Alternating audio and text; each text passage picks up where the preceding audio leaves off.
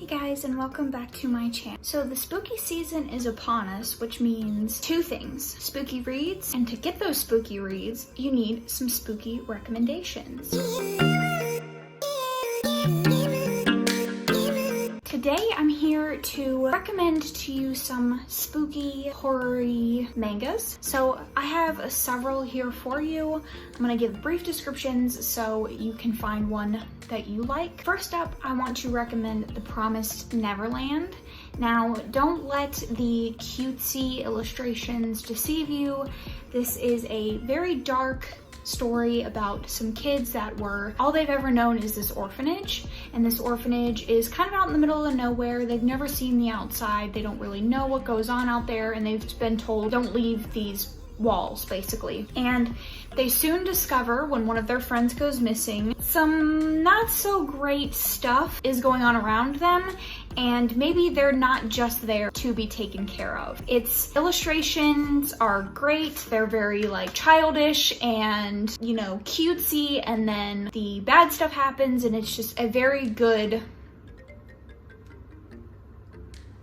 mix. All right, so next, I would be remiss to have any sort of manga recommendation video without recommending my favorite anime and manga of all time, Tokyo Ghoul. This is the story of Kaneki Ken, who is just an ordinary human until he gets kind of into a scuffle or an incident or an accident with a ghoul. The ghoul kind of ends up dying, and he is close to death himself.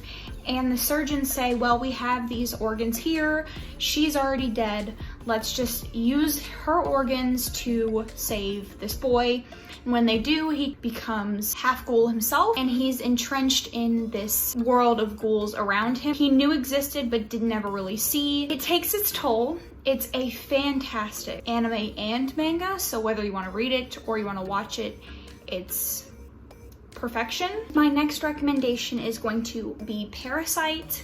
In this world, there are parasitic aliens that basically take over people's brains and live in their bodies. But when a parasite tries to take over our main character's body, the parasite ends up getting stuck in his hand, and shenanigans ensue. This is a very good anime and manga. I would recommend both. Kind of a little body horror-ish, kind of creepy. As the story progresses, you see the effects that each thing has on each other. So you see how the parasite affects our main character and how our main character changes and affects the parasite. So the next two that I'm gonna recommend are vignettes, or short horror stories.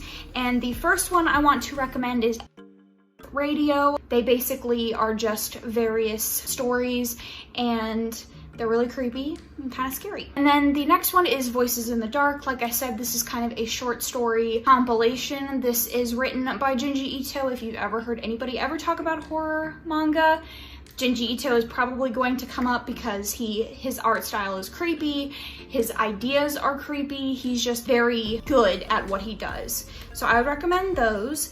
And then I'm also going to recommend you Magical Girl Apocalypse. So if you are familiar with mangas or animes, there is kind of like this magic girl trope a lot. The like all-powerful girl, but she's like really sweet and innocent, and she wears like the academy skirts, and she's just very like a sweetheart. And this kind of takes that and like puts a horror spin on it, and it kind of like makes fun of that whole trope. And it's like a horror spin, and she's basically evil, and the way she's illustrated is really weird and creepy. And then the last one that I want to recommend to you is Hideout. So this is a horror manga about a guy who's attempting to kill his wife, but she ends up getting away, and he has to hunt her down. And while he's hunting her, something is hunting him. And it's incredibly creepy. If you take any of these to heart, Tokyo Ghoul. They all have that like creepiness to them. None of them are really like soft or anything like that. So if you guys want to hear of like a chill, spooky recommendations, let me know. These are definitely more of like the horror. Those are what I have for you. Let me know down in the comments if you have read any of these or watched any of these as animes. I'd love to hear your opinions on them. And that's gonna be it for me. I hope I will see you guys in my next one. Thanks so much.